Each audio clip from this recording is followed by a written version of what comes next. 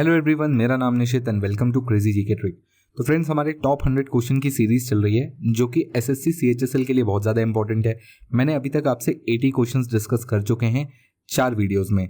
ये हमारा 5th video होने वाला है जहां से मैं क्वेश्चन नंबर 81 से लेके 100 तक आपके साथ क्वेश्चंस डिस्कस करने वाला हूं। इन सारे वीडियोस को बहुत ध्यान से देखिएगा। ये बहुत ही ज़्यादा इंपॉर्टेंट क्वेश्चंस हैं जो प्रीवियसली आपसे एसएससी पूछ चुका है, चाहे वो सीजीएल हो, चाहे वो सीएचएसएल हो, चाहे वो मेंस हो। जहां पर भी आपसे क्वेश्चंस पूछे हुए हैं और मुझे लगा है कि वो इंपॉर्टेंट क्वेश्चन है क्योंकि वो रिपीट हुए हैं लगभग सभी एग्जाम्स में, तो मैंने वो सारे क्वेश्चंस यहाँ से आपसे लिए हुए हैं। तो इन क्वेश्चंस को बहुत ध्यान से देखिएगा। अगर आपने पिछले 4 वीडियोस नहीं देखे हैं तो इन्हें भी देखिएगा। चलिए हम शुरू करते हैं हमारा आज का वीडियो। तो चलिए देखते हैं आज का हमारा पहला क्वेश्चन क्या है। क्वेश्चन नंबर 81 देखिए। पाइप ए और बी किसी टंकी को क्रमशः 12 मिनट और 15 मिनट में भर सकते हैं। टंकी के भरे होने पर इसे पाइप सी द्वारा x मिनट में खाली किया जा सकता है। जब तीनों नल या तीनों पाइप एक साथ खोले जाते हैं तो टंकी 10 मिनट में भर जाती है। x का मान ज्ञात करें। बहुत ही सिंपल सा क्वेश्चन है। देखिए, सबसे पहले तो ये समझिए कि यहाँ पर हुआ क्या कि A और B दोनों काम कर रहे थे टंकी भरने का, तो दोनों एक तरीके से पॉजिटिव काम कर रहे थे। ये 12 मिनट में भरता है, ये 15 मिनट में भरता है। एलसीएम ले लेंगे, कितना आएगा? 60 आएगा। तो ये 5 भरेगा और ये 4 भरेगा, तो कुल मिलाकर दोनों कितना भरेंगे? 9 भरेंगे। अब देखिए, 60 टंकी भरनी है और हर मिनट में 9 भर रहा है, तो कुल मिलाकर समय कितना लगेगा? तो मैं समय इजीली बोल सकता हूँ 20/3 मिनट लगेगा। बोले क्लियर है? बात समझ में आई? अब देखिए, जब सी को भी चालू किया जाता है तो तीनों को मिलकर कितना समय लगता है? 10 मिनट लगता है। ऐसा क्यों हो रहा है? ज़्यादा समय क्यों लग रहा है? क्योंकि सी खाली कर रहा था। यहाँ तक मेरे ख्याल से कोई दिक्कत नहीं। अब देखिए, ये जो समय है ना, ये ए और बी दोनों को मिलाकर है। तो यहाँ पर सबसे पहली चीज़ मैं क्या करूँगा कि ए और बी दोनों मिलकर टंकी कितनी देर में भर सकते हैं? 20/3 मिनट में।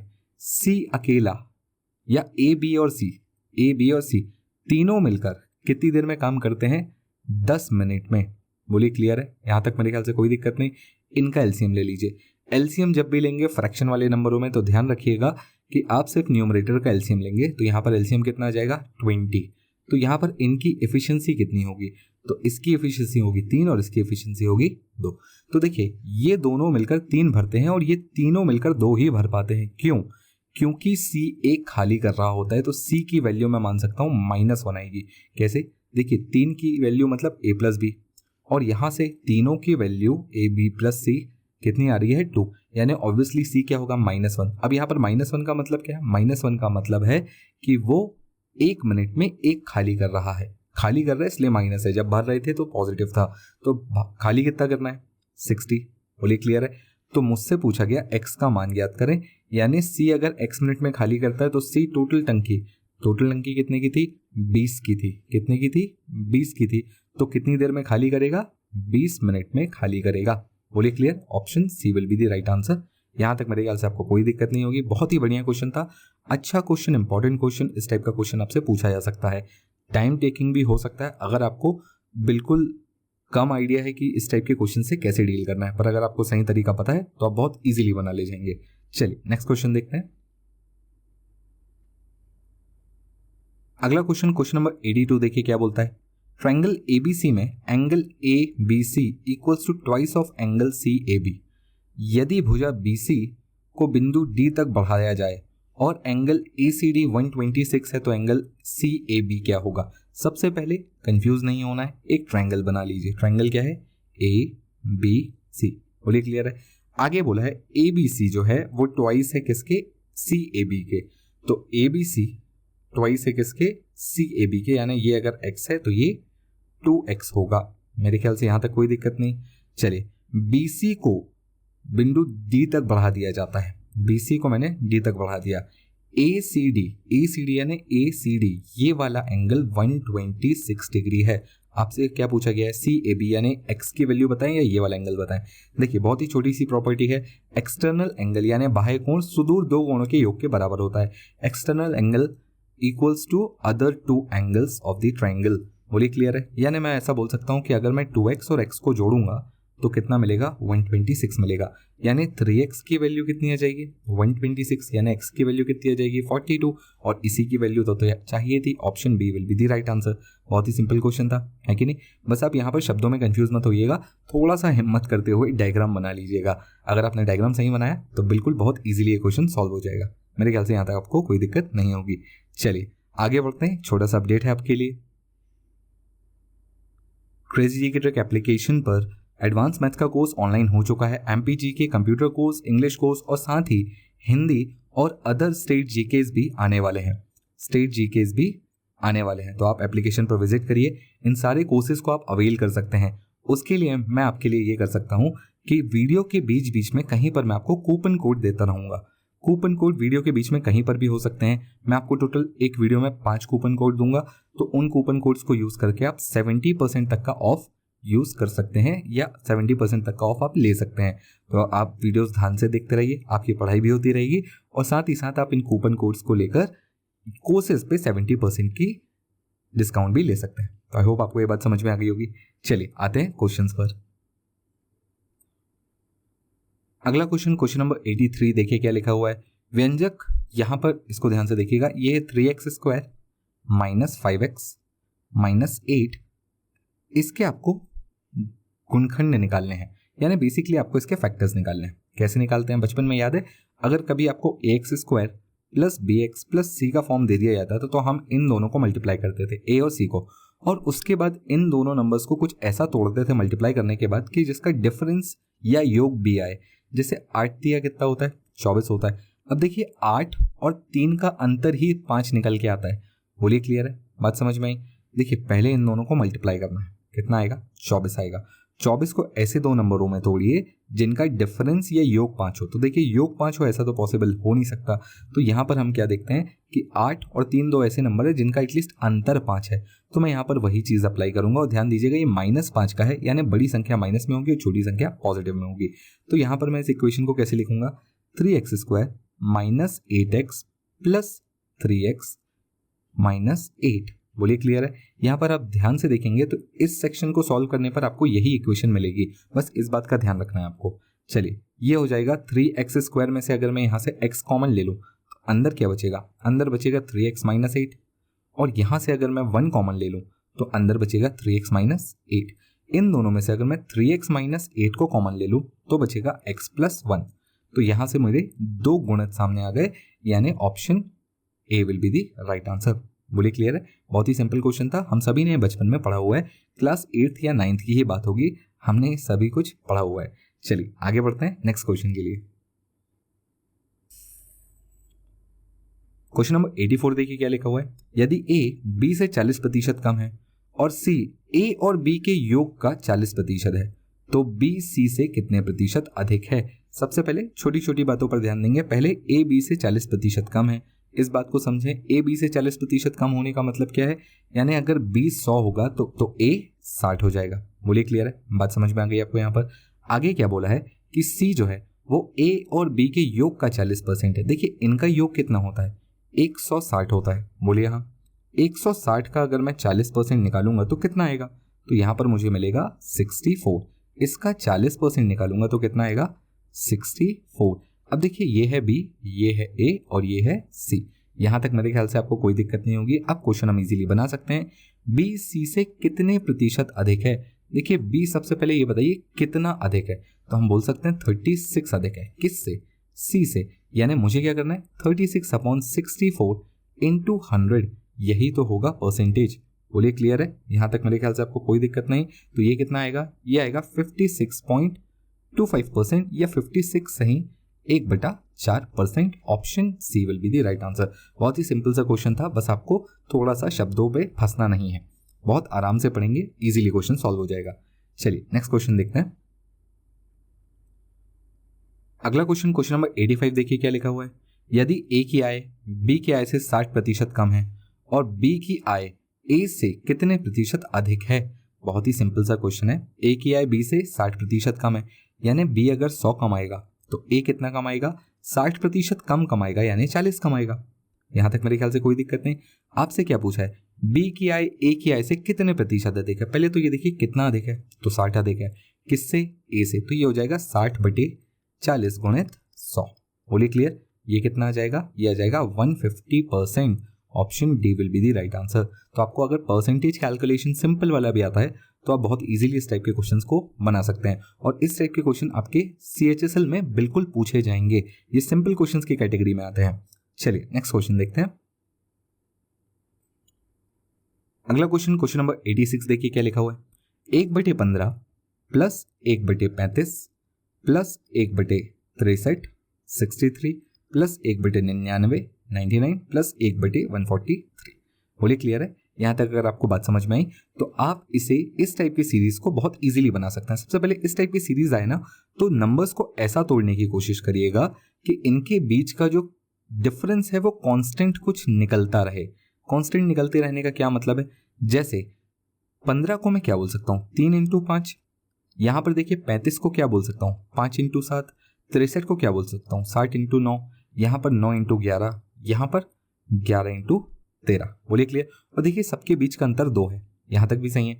इस अंतर को आप ऊपर ले आइए। ऊपर लाने का मतलब मैं इसे 2 से मल्टीप्लाई कर देता हूँ, क्योंकि मैं 2 से मल्टीप्लाई कर रहा हूँ तो 2 से डिवाइड भी करना पड़ेगा। बोलिए क्लियर है? यहाँ तक बात समझ में आई?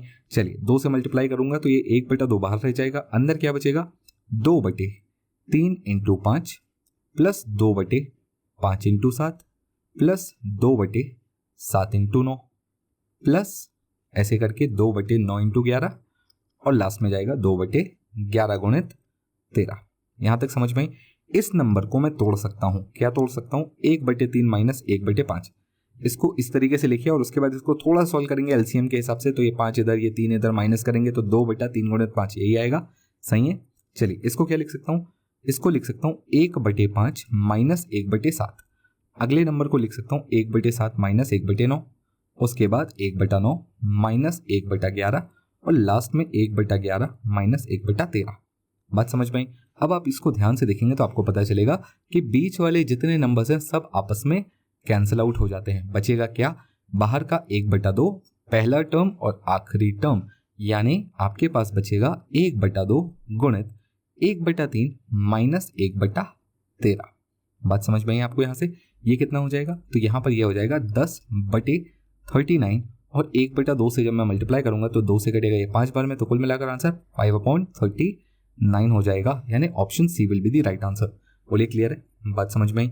अब देखिए इस टाइप की सीरीज का मैं आपको छोटा सा शॉर्टकट भी बता सकता हूँ। सबसे पहले टेक अ स्क्रीनशॉट, चाहे तो आप इसका स्क्रीनशॉट ले लें या आप इसे नोट कर लें। उसके बाद मैं आपको एक छोटा सा शॉर्टकट बताता हूँ इस टाइप के क्वेश्चंस को कैसे डील करना है। अगर आपने एडवांस मैथ्स का कोर्स लिया है और वहाँ से आपने मेरा कोर्स पढ़ा है तो आपको ये सब क्वेश्चंस बहुत इजीली बन गए होंगे। मैंने वहाँ पर आपको बहुत अच्छे से एक्सप्लेन किया कि इस टाइप की सीरीज के साथ करना क्या होता है। कुछ भी नहीं करना होता है, आपको बस इनके डिफरेंस को सेम करना होता है जो मैंने अभी आपको बताया, और आपको पहला और आखिरी टर्म देखना होता है। कौन कौन सा टर्म? पहला और आखिरी। जैसे यहाँ पर 3 5 5 7 7 9 इस तरीके से लास्ट तक चले आइए तो ये आ जाएगा 11 13। तो देखिए आपको क्या करना है, पहला और आखिरी को माइनस करना है, यानी 1/3 माइनस 1/13। बोलिए क्लियर? और लास्ट में लिखना है 1/d। 1/d क्या है? डिफरेंस है, जो कि यहाँ पर कितना था? कांस्टेंट डिफरेंस 2 का था। तो कुल मिलाकर जो फॉर्मूला बनता है वो बनता है 1/d into first term minus last term. First term minus last term, ये आपका फॉर्मूला बन जाता है इस टाइप की सीरीज के लिए। ये है फर्स्ट टर्म यानी 1/3 माइनस लास्ट टर्म यानी 1/13। इस तरीके से हम इस क्वेश्चन को बहुत इजीली बना सकते हैं। तो अगर मुझे ये फॉर्मूला पता होता तो इतनी मुझे ज़रूरत नहीं थी ये कुछ भी करने की। मैं सिर्फ देखकर इस क्वेश्चन का आंसर बता सकता था। कैसे? मैं देखता पहला टर्म क्या है, तो देखिए पहला टर्म यहाँ से निकल के आ रहा है 3। पहला टर्म क्या निकल के आ रहा है? 3। तो ये आ जाता है 1/3, आखिरी टर्म 1/13 और डिफरेंस देखिए 3 और 5 में डिफरेंस, सब में 2 का डिफरेंस आ रहा है तो इसका 1/2 कर देता। बस ये क्वेश्चन यहीं पर सॉल्व हो गया। ये आ जाता है 1/2 10/39, यहाँ से 2 कट जाता तो ये हो जाता 5। Final answer 5/39। तो कुल मिलाकर मुझे इससे ज़्यादा कुछ भी नहीं करना होता इस क्वेश्चन में। तो ध्यान रखिए, अगर ये फॉर्मूला आपको पता है तो आप बहुत इजीली इस टाइप के क्वेश्चंस को बना ले जाएंगे। और भी बहुत सारी सीरीज मैंने अपने एडवांस के कोर्स में डिस्कस की हुई हैं जो आपसे एग्जाम्स में पूछी जा सकती हैं, तो वहां पर आप जाके उन्हें भी पढ़ सकते हैं। चलिए हम देखते हैं नेक्स्ट क्वेश्चन। उससे पहले इसे इंपॉर्टेंट नोट कर लें और साथ ही टिक लगा लें। चलिए नेक्स्ट क्वेश्चन देखते हैं। क्वेश्चन नंबर 87 देखिए क्या लिखा हुआ है। मिश्रित धातु A में केवल X और Y धातु का अनुपात 5:2 है। मिश्रित धातु B में इन धातुओं का अनुपात 3:4 है। मिश्रित धातु C A और B को 4:5 के अनुपात में मिलाकर तैयार की जाती है। मिश्रित धातु C में X का प्रतिशत ज्ञात करें। देखिए सबसे पहली बात, दो मिश्रण है आपके पास A और B। इन दो मिश्रणों में दो क्वांटिटीज हैं X और Y। इसको दूध और पानी भी समझ सकते हैं। इनका रेशियो कितना है? 5:2 है A में, और B में कितना है? 3:4 है। बोलिए क्लियर है? आपसे बोला है कि A और B को आपने 4:5 में मिला दिया। यहां तक बात समझ में आई?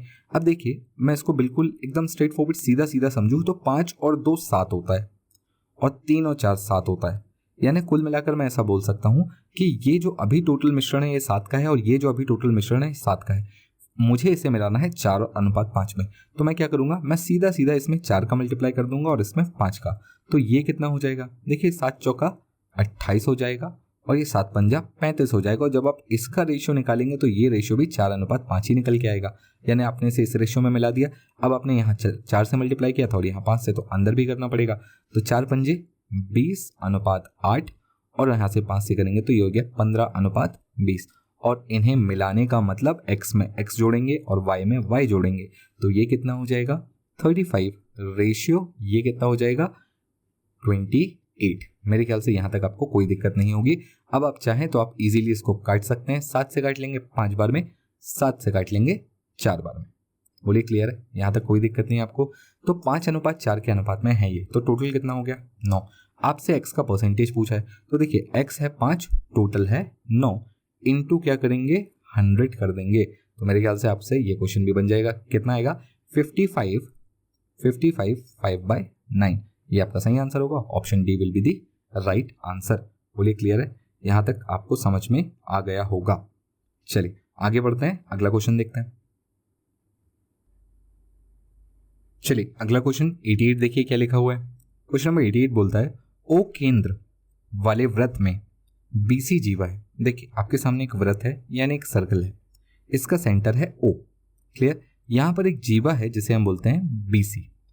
आगे बोला है BC की विपरीत दिशा में वृत्त पर बिंदु D इस प्रकार है कि BC की विपरीत दिशा यहाँ कहीं पर एक पॉइंट है D, इस प्रकार है कि DBC एंगल DBC ये वाला एंगल जब बनेगा तो ये कितने का बनेगा? 58 डिग्रीज का बनेगा। बोलिए क्लियर है? आगे बोला है कि BD और CD बराबर है, BD और DC बराबर है। देखिए BD तो यहाँ पर ये हो गया, और CD यहाँ से इस तरीके से आएगा, ये दोनों आपस में बराबर हैं।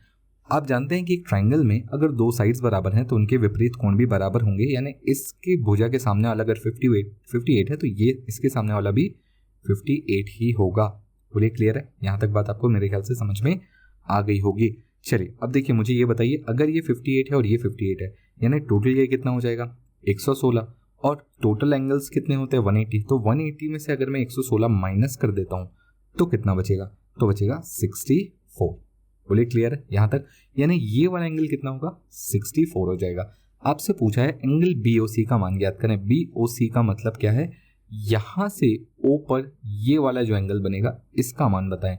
देखिए सर्कल के बारे में आपने थोड़ा बहुत भी पढ़ा है तो आपको पता होना चाहिए कि सेंटर पर बनने वाला सर्कल या एंगल सरकमफेरेंस पे बनने वाले एंगल का जस्ट डबल होता है। यानी ये अगर x है तो ये 2x होगा, यानी ये अगर 64 है तो ये उसका डबल होगा, यानी 128। Option C will be the right answer. बोलिए क्लियर है? ये एंगल कितना होगा? ट्वाइस ऑफ 64 यानी 128 डिग्री, और option C will be the right answer. I hope आपको ये क्वेश्चन भी समझ में आ गया होगा। कुछ छोटी मोटी इंपॉर्टेंट जानकारियां हैं, इन्हें भी साथ में नोट करते चले। चलिए आगे बढ़ते हैं, नेक्स्ट क्वेश्चन देखते हैं। अगला क्वेश्चन नंबर 89 देखिए क्या लिखा हुआ है। एक टीवी को 8% लाभ पर बेचा जाता है। यदि 714 रुपए अधिक में बेचा जाता तो लाभ 15% होता। देखिए 8% और 15% के लाभ में अंतर देखा जाए तो कुल मिलाकर 7% का अंतर है, और रुपयों में अंतर कितना है? 714। यानी मैं बोल सकता हूँ 1% की वैल्यू, 1% की वैल्यू कितनी होगी? तो ये होगी 102 रुपए। बोलिए क्लियर है? बात समझ में आई? और अगर मैं आपसे पूछूं 100% की वैल्यू कितनी होगी तो आप बोलेंगे 10200, 10,200 रुपए। बात क्लियर? यहाँ तक मेरे ख्याल से कोई दिक्कत नहीं। देखिए आपका जो एक्चुअल कॉस्ट प्राइस होता है वो 100% होता है। इसके बाद आप इसको 108% में बेचेंगे तब जाके तो 8% का मुनाफा होगा। फिर आप इसको और 714 रुपये बढ़ाकर बेचेंगे तो 115 रुपये या 115% मिलेगा, यानी 15% का मुनाफा होगा। तो कुल मिलाकर मैंने 100% निकाला, यानी मैंने क्या निकाल ली, इसकी कॉस्ट प्राइस निकाल ली। आगे बोला है टीवी का विक्रय मूल्य कितना, 18% लाभ करने के लिए टीवी का विक्रय मूल्य कितना होगा। देखिए कुछ नहीं करना है, आपको 100% पता है, आपको 1% भी पता है। इसका एक काम करते हैं, हम निकाल लेते हैं 18%। एक की वैल्यू पता है ना आपको कितनी है, एक की वैल्यू 102 है, तो आप 18 की वैल्यू भी निकाल सकते हैं। 18 मल्टीप्लाई कर देंगे तो यहाँ पर ये कितना आ जाएगा, ये आ जाएगा 1836, इतना आ जाएगा आपका 18%। तो देखिए जो 100% मैंने कॉस्ट प्राइस के रूप में लगाए थे वो तो चाहिए ही चाहिए, साथ में मुझे 18% का प्रॉफिट और चाहिए, यानी 18% और चाहिए, यानी 1836 रुपये मुझे और चाहिए। बोलिए क्लियर है, बात समझ में आई आपको। तो यहाँ पर आपको कुल मिलाकर आपको इसे कितने में बेचना होगा, तो आपको इसे बेचना होगा 12,036 रुपयों में बेचना होगा, यानी option B will be the right answer. बहुत ही सिंपल सा क्वेश्चन है, आपको कुछ नहीं करना है, थोड़ा सा परसेंटेज कैलकुलेशन है कि 7% की वैल्यू इतनी है तो 1 की कितनी होगी, तो कॉस्ट प्राइस कितनी होगी। 18% का प्रॉफिट चाहिए तो पहले 18% निकाल लूंगा, फिर जो कॉस्ट प्राइस थी उसमें 18% जोड़ दूंगा और इतने में बेच दूंगा, तो मुझे 18% का प्रॉफिट हो जाएगा। बहुत ही सिंपल क्वेश्चन था, है कि नहीं। चलिए नेक्स्ट क्वेश्चन देखते हैं। अगला क्वेश्चन नंबर 90 देखिए क्या लिखा हुआ है। ए, बी और सी तीन संख्याओं का औसत सी से 2 अधिक है। ए और बी का औसत 48 है। यदि डी सी से 10 कम है तो सी डी का औसत ज्ञात करें। बहुत ही सिंपल क्वेश्चन है। ये वाली लाइन जो है ना ये ज्यादा जरूरी है और इसको पहले लिखना चाहिए था, बट इसको हमें पहले ध्यान देना है। उसने नहीं लिखा तो क्या हुआ, ए और बी का औसत कितना है 48, यानी मैं ऐसा बोल सकता हूं ए और बी का योग कितना होगा, तो ये होगा 96। बोलिए क्लियर। अब मुझे बोला गया है कि ए बी सी तीनों का जो औसत है वो सी से 2 अधिक है, यानी ए प्लस बी प्लस सी को जब मैं 3 से डिवाइड करूंगा तो मुझे क्या मिलेगा, सी प्लस 2 मिलेगा। ए प्लस बी की वैल्यू मुझे पता है कितनी है 96 plus C upon 3 equals to C plus 2, ये मिलना चाहिए। 3 का मल्टीप्लाई कर दूंगा 96 plus C equals to 3c plus 6। बोलिए क्लियर है। सी को इधर ले आके इसको माइनस कर देंगे तो 90 इक्वल्स टू ट्वाइस ऑफ सी, यानी सी की वैल्यू कितनी आ गई 45। यहां तक कोई दिक्कत नहीं होगी। आगे बोला है डी सी से 10 कम है, यानी डी की वैल्यू कितनी होगी 35। सी और डी का औसत कितना होगा 40 होगा। 45 और 35 के बीच वाला नंबर कौन सा होगा, उनका औसत यानी 40। Option B will be the right answer. या आप 45 प्लस 35 बटे 2 करके भी 40 निकाल सकते हैं, आपकी मर्जी है, कैलकुलेशन आपके ऊपर। बोलिए क्लियर है। मेरे ख्याल से आपको क्वेश्चन समझ में आ गया। बहुत ही सिंपल सा क्वेश्चन है पर बढ़िया क्वेश्चन। चलिए नेक्स्ट क्वेश्चन लिखते हैं। अगला क्वेश्चन नंबर 91 देखिए क्या लिखा हुआ है। ए और बी गोलों की त्रिज्या का योगफल 14 सेंटीमीटर है। ए और बी दो गोले हैं, उनकी त्रिज्याओं का जो योगफल है वो 14 सेंटीमीटर है। ए की त्रिज्या बी की त्रिज्या से बड़ी है, यानी साफ बोल दिया गया है कि radius of A is greater than radius of B. आगे क्या बोला है, उनके पृष्ठीय क्षेत्रफल के बीच का अंतर 112 पाई है, तो ए और बी के आयतनों का अनुपात ज्ञात करें। पृष्ठीय क्षेत्रफल यानी कर्व सरफेस एरिया। अब देखिए गोले में कर्व सरफेस एरिया और टोटल सरफेस एरिया सेम होता है, और वो होता कितना है 4 पाई आर स्क्वायर। बोलिए क्लियर। यहाँ पर गोला है, गोला यानी स्फीयर। स्फीयर को अगर मैं 3D में बनाऊं तो कुछ इस तरीके से बनता है। यहाँ पर सिर्फ इसकी रेडियस होती है। चलिए अब यहाँ पर मुझे क्या क्या पता है। पहली बात तो मुझे ये पता है कि R A plus R B यानी radius of A plus radius of B कितना होगा 14 होगा। दूसरी बात, इनके पृष्ठीय क्षेत्रफल का अंतर 112 पाई। पृष्ठीय क्षेत्रफल क्या होता है 4 पाई आर स्क्वायर। आर स्क्वायर यानी ए का स्क्वायर करूंगा, इसका अंतर निकालूंगा। अंतर किसके साथ, दूसरे वाले गोले के साथ, यानी अंतर में 4 पाई आर बी के स्क्वायर को ऐसा माइनस कर दूंगा और इसका अंतर आना चाहिए 112 पाई। चलिए कॉमन निकाल लें किस किस को, 4 पाई को कॉमन निकाल लेते हैं। अंदर क्या बचेगा आर ए का स्क्वायर माइनस आर बी का स्क्वायर। बोलिए क्लियर। यहां से ये हो जाएगा 112 पाई। पाई से पाई कैंसिल हो जाएगा। क्लियर। तो यहाँ 4 से डिवाइड कर दूंगा, 25 और 3 28 होता है, तो ये आ जाएगा 28 4 से डिवाइड करने पर। ये जो फॉर्मूला है आपको कुछ देखा लग रहा है A square minus B square का, ये होता है A plus B into A minus B, यानी ये होगा R A plus R B into R A minus R B. बोलिए क्लियर है। R A plus R B की वैल्यू आपको पता है 14, यहाँ से डिवाइड कर लेंगे, यानी आपको क्या मिलेगा R A minus R B की वैल्यू कितनी आएगी 2। अब इन दो इक्वेशंस का यूज करके आप आर ए की वैल्यू निकाल सकते हैं, दोनों को ऐड करेंगे हाफ कर देंगे तो यहाँ से कितना आएगा, आर ए की वैल्यू हो जाएगी 8, आर बी की वैल्यू हो जाएगी कितनी 6। तो यहाँ से मुझे निकालना है इनके आयतनों का अनुपात। अब गोले का आयतन कितना होता है, तो ये होता है 4/3 पाई आर क्यूब। यहाँ पर भी मुझे इसे 4/3 पाई आर क्यूब से ही डिवाइड करना होगा। तो देखिए यहाँ से 4/3 पाई और 4/3 पाई तो कैंसिल हो जाएगा। कुल मिलाकर जो रेशियो निकालना है वो किसका निकालना है, आर ए का क्यूब और आर बी के क्यूब का रेशियो निकालना है। इसका पहले रेशियो ही निकाल लेता हूँ। इसका रेशियो कितना आएगा, 4/3 आएगा। अगर सिंपल रेशियो निकालूंगा तो 4/3 आएगा, क्यूब कर दूंगा तो 4 का क्यूब 64 होता है और 3 का क्यूब 27 होता है। तो यहाँ से option A will be the right answer. बोलिए क्लियर है। इनका रेशियो निकालकर क्यूब कर दीजिएगा। रेशियो कितना आएगा, 4:3। उसका क्यूब करना क्यों जरूरी है, क्योंकि आयतन में आर क्यूब होता है। तो यहाँ पर मैं 4 का क्यूब 64 और 3 का क्यूब 27 और यही हमारा answer, option A will be the right answer. बोलिए क्लियर है। बहुत ही बढ़िया क्वेश्चन था, सिंपल बट अच्छा, कंसेप्चुअली भी अच्छा। चलिए नेक्स्ट क्वेश्चन देखते हैं। अगला क्वेश्चन, क्वेश्चन नंबर 92 देखिए क्या लिखा हुआ है। 5 विषयों में रवि को औसत प्राप्तांक 150 है, लेकिन गणना करते समय त्रुटि के कारण यानी एक एरर के कारण गणित में मिले 43 अंकों को 23 पढ़ लिया गया। मतलब उसे मिले थे 43, पढ़ लिया गया 23। डिफरेंस कितने का आया, 20 का डिफरेंस आया और वो मुझे बढ़ाना पड़ेगा क्योंकि कम किया था ना मैंने, तो मुझे बढ़ाना पड़ेगा। सही औसत बताना है। देखिए 20 का औसत बढ़ना है या 20 बढ़ना है, कितने सब्जेक्ट्स में, 5 सब्जेक्ट में, तो 20/5 यानी हर सब्जेक्ट में 4 बढ़ेगा, यानी औसत में भी 4 बढ़ेगा। तो सही औसत कितना हो जाएगा, 154। बहुत ही सिंपल सा क्वेश्चन है। आपको अगर थोड़ी भी दिक्कत हो रही है अरिथमेटिक में, क्रेजी जी के ट्रिक चैनल पर जाइए, वहां पर आपको प्लेलिस्ट मिलेगी मैथ्स की, वहां पर आप देखिए मैंने पूरा अरिथमेटिक बहुत ही इत्मीनान से और हर टाइप के क्वेश्चन आपसे कवर कराए हुए हैं। तो आपको वहां पर ये सारे टाइप के क्वेश्चंस मिलेंगे और सभी का शॉर्टकट सॉल्यूशंस भी मिलेगा। साथ ही अगर आपको एडवांस में थोड़ी भी दिक्कत जा रही है तो आप क्रेजी जी के ट्रिक के एप्लीकेशन पर जाइए, वहां पर आप देख सकते हैं आपका एडवांस का कोर्स आ चुका है, वहां पर आप वहां से उससे पढ़ सकते हैं। और वहां पर भी मैंने सारे चैप्टर्स बहुत ही बेसिक और साथ ही साथ बेसिक से हाई लेवल तक के क्वेश्चंस मैंने कराए हैं विथ बहुत ही ज्यादा बेसिक अप्रोच से, ताकि उस बच्चे को भी समझ में आए जिसने एडवांस कभी ना पढ़ी हो। साथ ही साथ जिन्होंने पहले भी कभी पढ़ रखी है उनके लिए भी वो बेनिफिशियल है, कुछ ना कुछ नया सीखने आपको हमेशा मिलेगा। चलिए नेक्स्ट क्वेश्चन देखते हैं। अगला क्वेश्चन, क्वेश्चन नंबर 93 देखिए क्या लिखा हुआ है। 2 सही 2/3 वर्षों के लिए प्रति वर्ष 15% की दर से 20,000 रुपए पर चक्रवृद्धि ब्याज है, यानी आपको सीआई कितना मिलेगा, चक्रवृद्धि ब्याज कितना मिलेगा 15% की दर से। चलिए सबसे पहले तो 2 साल तो कंप्लीट हुआ है, यानी 15% पहले साल, 15% दूसरे साल और तीसरे साल क्या होगा, तो ये 2/3 हो जाएगा, यानी 15 का 2/3 हो जाएगा, यानी कुल मिलाकर 10% हो जाएगा। तो बेसिकली मुझे पेड़ बनाना है, पेड़ यानी ट्री बनाना है। 20,000 रुपए आपका प्रिंसिपल है, सही है। पहले साल आपको 15% मिलेगा क्योंकि पहला साल कंप्लीट हुआ है, 15% मिलेगा।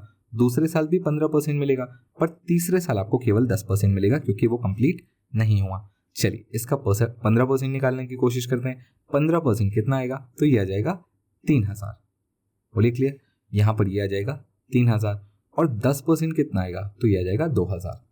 मेरे ख्याल से यहाँ तक कोई दिक्कत नहीं। अब देखिए पहले साल 15% मिला था, दूसरे साल भी 15% मिलेगा, यानी 3,000 का 15% मिलेगा। बोलिए क्लियर है। 3,000 का अगर मैं 15% निकालूंगा तो कितना होगा, 3,000 का 15% 450, यानी ये 450 मिलेगा। यहाँ तक कोई दिक्कत नहीं। देखिए तीसरे साल 10% मिलेगा, जो भी पैसा पहले मिल चुका है इसका 10% ही मुझे तीसरे साल मिलेगा।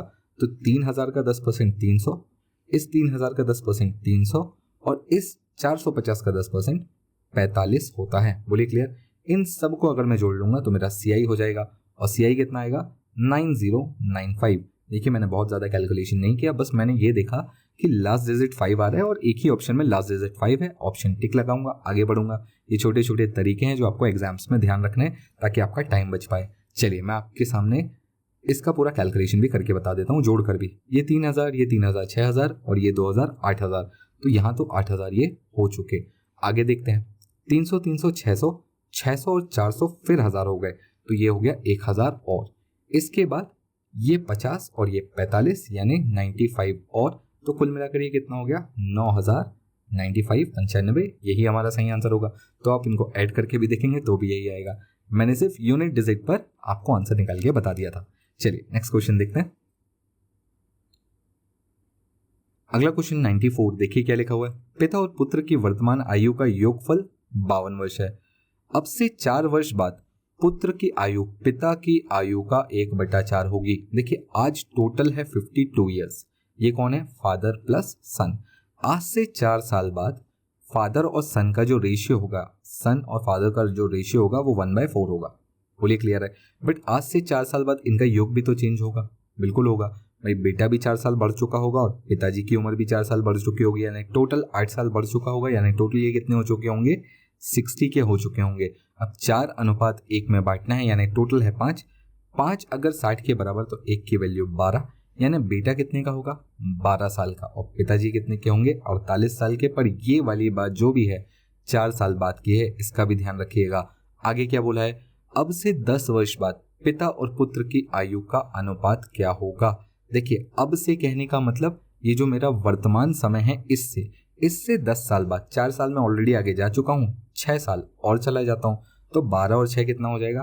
18 हो जाएगा। और 48 और 6 कितना हो जाएगा? 54 हो जाएगा। बोलिए क्लियर? यहाँ तक मेरे ख्याल से कोई दिक्कत नहीं है आपको। चलिए काट लीजिए। किससे काटने का है? 6 से काटने का है। 6 से काट लीजिए। 6 तिया 18, 6 से काटेंगे 9 बार में। बोलिए क्लियर है? चलिए 6 तिया, और फिर इसको आगे काट सकते हैं 1/3, यानी अनुपात क्या हो जाएगा? 1:3। Option D will be the right answer. आप छोटा छोटा भी काट सकते हैं, आपको डायरेक्ट दिखता है काटते हुए तो आप डायरेक्ट भी काट सकते हैं, कोई दिक्कत नहीं है। या चाहे आप 18 से भी सीधा सीधा काट सकते हैं 3 बार में, जैसा आपको ठीक लगे, बस काट लीजिएगा सही सही। चलिए नेक्स्ट क्वेश्चन देखते हैं हम। अगला क्वेश्चन, क्वेश्चन नंबर 95, देखिए क्या लिखा हुआ है। किसी व्यक्ति को 160 किलोमीटर की दूरी 15 घंटों में तय करनी है। यदि वह दूरी का 4/5 भाग को समय के 2/3 भाग में तय करता है तो शेष समय में शेष दूरी को तय करने के लिए उसकी चाल ज्ञात कीजिए। सबसे पहले तो ये समझे, टोटल डिस्टेंस था 160 किलोमीटर। इस दूरी का 4/5 भाग, इस दूरी का 4/5 भाग वो तय कर चुका। 4/5 भाग तय कर चुका, यानी बचा कितना? 1/5। बोलिए क्लियर? तो चलिए पहले मैं इसका निकाल लेता हूं 1/5। 1/5 कितना होगा? तो यहाँ 5 से काट लीजिएगा तो ये कितना आएगा? 32 किलोमीटर की दूरी अभी तक बची हुई है, क्योंकि 4/5 तो वो तय कर चुका। कितने समय में? 2/3 समय में। देखिए 15 घंटों में से 2/3 समय भी लग चुका है, यानी कुल मिलाकर बचेगा कितना? 1/3 समय। और वो कितना होता है? 5 घंटे होता है। यानी आगे की दूरी जो कि 32 किलोमीटर की है उसे कितनी देर में तय करना है? 5 घंटों में तय करना है। तो उसकी स्पीड क्या होगी? स्पीड का फॉर्मूला होता है डिस्टेंस अपॉन टाइम। डिस्टेंस है 32, समय है 5, डिवाइड करेंगे तो कितना आएगा? 6.4 किलोमीटर पर आवर की उसकी स्पीड होनी चाहिए। Option C will be the right answer. बहुत ही सिंपल क्वेश्चन था, बस आप थोड़ा सा ध्यान से पढ़ेंगे तो आपसे बन जाएगा। कुछ भी रॉकेट साइंस नहीं है, बहुत इजी है। आपने अगर सिर्फ प्लेलिस्ट भी फॉलो की है तो आई गारंटी यू कि एग्जाम में इससे बाहर क्वेश्चंस नहीं जाएंगे। चलिए नेक्स्ट क्वेश्चन देखते हैं। अगला क्वेश्चन, क्वेश्चन नंबर 96, क्या दिया हुआ है? देखिए ट्रायंगल एबीसी में एंगल A-B 33 है, एंगल B- एंगल C 18 है। त्रिभुज में सबसे छोटे और सबसे बड़े कोण का योग ज्ञात करें।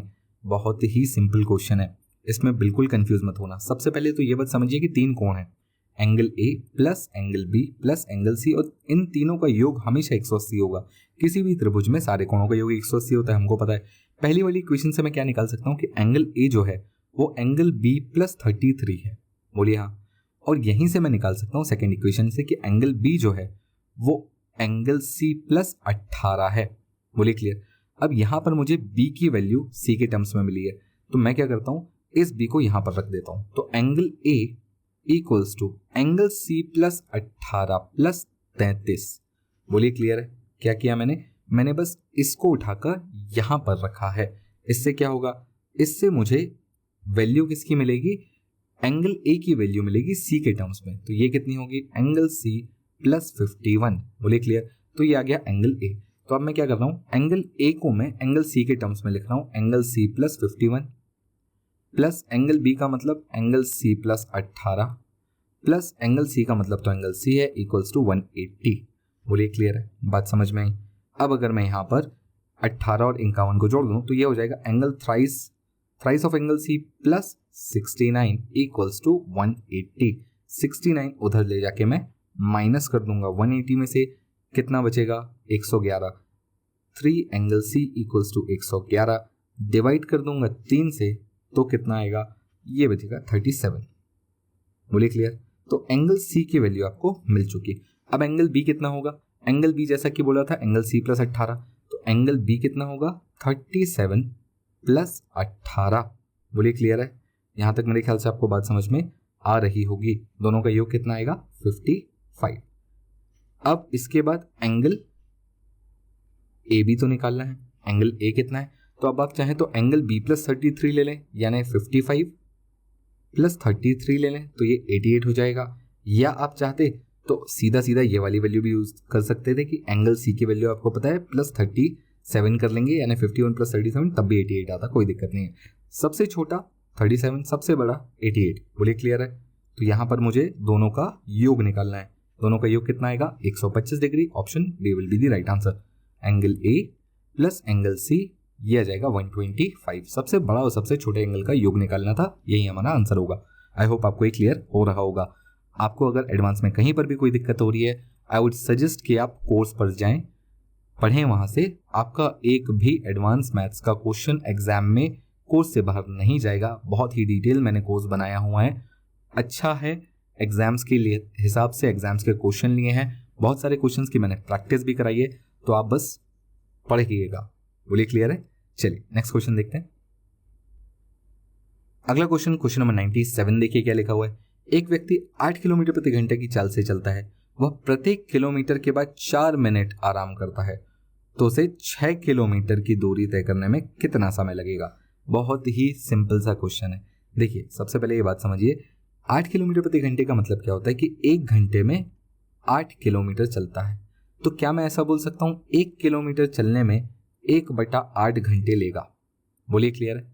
और उसके बाद हर 1 किलोमीटर के बाद 4 मिनट रुकेगा, यानी होगा क्या, कुछ ऐसी सिचुएशन है कि उसको 6 किलोमीटर चलना है। अब 6 किलोमीटर चलने के लिए पहले वो 1 किलोमीटर चला, फिर वो 2 किलोमीटर चला, फिर वो 3 किलोमीटर चला, फिर वो 4 किलोमीटर चला, फिर वो 5 किलोमीटर चला, फिर वो 6 किलोमीटर पे पहुंच गया। तो ये 0 था, ये 1 2 3 4 5 और 6। बोलिए क्लियर।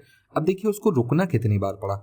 आप ध्यान से देखेंगे तो आपको पता चलेगा 1 2 3 4 5 बार ही उसको रुकना पड़ा। छठे बार में तो वो वहां पहुंच चुका है, छठे बार में तो वो यहाँ पर पहुंच चुका है, अपने डेस्टिनेशन पे पहुंच चुका है। यानी कुल मिलाकर उसको रुकना कितनी बार पड़ा, उसको 5 बार रुकना पड़ा। हर बार 4 मिनट के लिए रुकेगा, यानी 4 पंजे 20 मिनट तो उसने रुकने में निकाल दिए। बोलिए क्लियर है। और टोटल डिस्टेंस कितने का था 6 का। तो इसे यहाँ से अगर 1 किलोमीटर चलने में 1/8 घंटे लगता है, तो 6 किलोमीटर चलने में कितना लगेगा 6/8 घंटे लगेगा। 6/8 का मतलब 3/4 घंटे, और उसके साथ 20 मिनट और। तो आप इसे सबसे पहले किस में कन्वर्ट कर लें, मिनट्स में कन्वर्ट कर लें, 60 से मल्टीप्लाई कर लें तो ये हो जाएगा 15 15 दिया 45। 45 मिनट उसे चलने में लगेगा, और रुकते रुकते उसने कितना समय बिता दिया 20 मिनट और बिता दिया, यानी कुल मिलाकर उसने कितना समय लगा दिया 65 मिनट उसने समय लगा दिया। बोलिए क्लियर है। Option B will be the right answer. Important बात यहाँ पर ध्यान रखने वाली क्या है कि वो रुकेगा केवल 5 बार, क्योंकि 6वीं बार तो वो पहुंच चुका होगा, अब वो रुक ही जाएगा, अब वो इसके आगे जाएगा ही नहीं। तो यहाँ पर जो वो 4 मिनट रुकेगा वो समय नहीं गिनूंगा, क्योंकि यहाँ तो वो पहुंच चुका है। बोलिए क्लियर है। छोटी सी बात का ध्यान रखिएगा। चलिए नेक्स्ट क्वेश्चन देखते हैं। अगला क्वेश्चन नंबर 98 देखिए क्या लिखा हुआ है। क्वेश्चन बोलता है कंटेनर में 20 लीटर मिश्रण भरा है, जिसमें से 10% सल्फ्यूरिक एसिड है। अम्ल का मतलब एसिड होता है। विलयन में सल्फ्यूरिक अम्ल की मात्रा 25% करने के लिए मिश्रण में कितनी मात्रा में सल्फ्यूरिक अम्ल मिलाया जाना चाहिए। देखिए बहुत सीधा सा क्वेश्चन है। 20 लीटर का आपका मिक्सचर है, जिसमें 10% सल्फ्यूरिक एसिड है, यानी 2 लीटर सल्फ्यूरिक एसिड है, और बचा हुआ 18% या 18 लीटर आपका ये क्या है वाटर है। तो ये अगर एसिड है तो ये वाटर है। बोलिए क्लियर है। मुझे इस मात्रा को करना है 25%। 25% करने का मतलब क्या होता है, 25% कहने का मतलब होता है कि अगर 25% का मतलब 25% आपका एसिड होगा, तो बचा 75 आपका वाटर होगा। इनका रेशियो निकालूंगा तो 1:3 आएगा, यानी बेसिकली मुझे इसे बनाना है 1:3 में। अब यहाँ पर बात ध्यान दीजिए कि आपने मिलाया क्या, एसिड। क्या नहीं मिलाया, वाटर नहीं मिलाया। यानी वाटर तो सेम रहेगा, यानी इस 3 की वैल्यू कितनी होगी 18 होगी, तो 1 की वैल्यू कितनी होगी 6 लीटर होगी। बोलिए क्लियर है। तो यहाँ पर इस 1 की वैल्यू 6 लीटर हो चुका, यानी एसिड की मात्रा 6 लीटर करनी पड़ेगी। आपने पहले 2 लीटर थी, अब आपको 6 करनी है, तो कितनी बढ़ानी है 4 लीटर बढ़ानी है, यानी एसिड कितना मिलाना है 4 litre. Option C will be the right answer. बहुत ही सिंपल सा क्वेश्चन था, कुछ भी नहीं था। अगर आपने मिक्सचर की वीडियोस देखे हुए हैं तो ये क्वेश्चन आप चुटकियों में बना ले जाएंगे बिना पेन उठाए। चलिए नेक्स्ट क्वेश्चन देखते हैं। तो अगला क्वेश्चन नंबर 99 देखिए क्या लिखा हुआ है। 3 पुरुष और 4 महिला किसी कार्य को 7 दिन में पूरा कर सकते हैं, जबकि 2 पुरुष और 1 महिला इस कार्य को 14 दिन में कर सकते हैं। 7 महिलाएं उसी कार्य को कितने दिन में पूरा करेंगी? बोले क्लियर है। क्वेश्चन बहुत ही सिंपल है। चलिए इक्वेशन कैसे बनानी है। 3 men प्लस 14 नहीं 4 women, 4 women ये लोग 7 दिन में एक काम करते हैं। उसके बाद क्या बोला है 2 men और 1 women कितने दिन में 14 दिन में एक काम करते हैं। बोलिए क्लियर। उसके बाद बोला है 7 women कितने दिन में एक काम करेंगी। बस इतनी सी बात है। पहले इन दो इक्वेशंस को इक्वेट कर लेंगे, तो 7 से कटेगा 14 2 बार में, तो यहाँ बचेगा 3m plus 4 women equals to, यहाँ 2 बचा 2 से मल्टीप्लाई हो जाएगा, तो ये हो जाएगा 4 men प्लस 2 women। यहाँ से उसके बाद मैन को एक तरफ और वेमेन को एक तरफ लेंगे, तो ये हो जाएगा 2 women इक्वल्स टू 1 man, या मैन और वेमेन का रेशियो मैं इजीली निकाल सकता हूँ। कितना आएगा 2/1, मैन और वेमेन का रेशियो। अब इन दो इक्वेशंस को मैं इक्वेट कर दूंगा और यहाँ पर मैन और वेमेन की वैल्यू 2 और 1 रखूंगा, तो ये कितना हो जाएगा 2 दूनी 4 और 1 कम 1 5, तो ये हो जाएगा 5 × 14 इक्वल्स टू 7 × वेमेन की वैल्यू 1 होगी और डी का डेज रहेगा, तो ये 7 से कटेगा 2 बार में, तो कुल मिलाकर डेज की वैल्यू कितनी आ गई 10 दिन, यानी 10 days. Option A will be the right answer. बोलिए क्लियर है। थोड़ा और डिटेल में अगर आपको समझना है तो आ जाइए प्लेलिस्ट पर, वहां पर मैंने सारे चैप्टर्स बहुत ही डिटेल में समझा रखे हैं। चलिए नेक्स्ट क्वेश्चन देखते हैं। तो चलिए अब हम आ चुके हैं हमारे लास्ट क्वेश्चन पर, क्वेश्चन नंबर 100। एक पिरामिड का आधार 10 मीटर भुजा वाला समबाहु त्रिभुज है। यदि पिरामिड की ऊंचाई 40√3 मीटर है तो पिरामिड का आयतन क्या होगा? बहुत ही बढ़िया सिंपल सा क्वेश्चन है, कुछ भी नहीं है। ध्यान से देखिए। सबसे पहले आपको ये पता होना चाहिए कि एक ट्राइंगल है, उसके ऊपर बना हुआ है पिरामिड। पिरामिड यानी इसकी सारी साइड्स ऐसे आके कहीं पर कनेक्ट होंगी। बोलिए क्लियर है। यहाँ पर इस टाइप की शेप्स में जब भी आप पिरामिड की बात करते हैं तो इनका वॉल्यूम क्या होता है? इनका वॉल्यूम होता है 1/3 into base area into height. बोलिए क्लियर है। 1/3 बेस एरिया क्या होगा? तो देखिए बेस एरिया है एक ट्राइंगल में, और वो भी एक इक्विलेटरल ट्राइंगल है, तो इक्विलेटरल ट्राइंगल का एरिया कितना होता है? √3/4a² होता है। तो ये हो गया इसका बेस एरिया। इसको मैं यहाँ पर रख दूंगा 1/3 बेस एरिया का मतलब √3/4a² का मतलब 10 का स्क्वायर इंटू हाइट का मतलब क्या है? हाइट उसने दी हुई है 40√3। बोलिए क्लियर है। तो यहाँ से क्या होगा? ये 4 से कट जाएगा 10 बचेगा, ये 3 √3 और √3 3 हो जाएगा, और ये इस वाले 3 से कैंसिल हो जाएगा, तो कुल मिलाकर बचेगा क्या 10 का स्क्वायर इंटू 10 यानी 1000 मीटर क्यूब। ये होगा इसका आयतन या volume. Option C will be the right answer. बोलिए क्लियर है। आई होप आपको ये क्वेश्चन भी समझ में आया होगा। अगर आपने एडवांस मैथ्स का कोर्स लिया है तो आपको इस टाइप के क्वेश्चंस बहुत ही इजीली बन जाएंगे। मैंने वो सारे टॉपिक्स कवर कराए हैं जो एग्जाम्स में आपसे पूछे जाते हैं। तो ये था हमारे CHSL के लिए टॉप 100 इंपॉर्टेंट क्वेश्चंस। आई होप आपको ये पसंद आए होंगे, और ये एग्जाम्स में यहाँ से आपको बिल्कुल क्वेश्चन डेफिनेटली देखने मिलेंगे ही मिलेंगे। तो चलिए मिलते हैं अब हम नेक्स्ट सीरीज में, नेक्स्ट वीडियो में। तब तक कीप स्टडिंग। Thank you.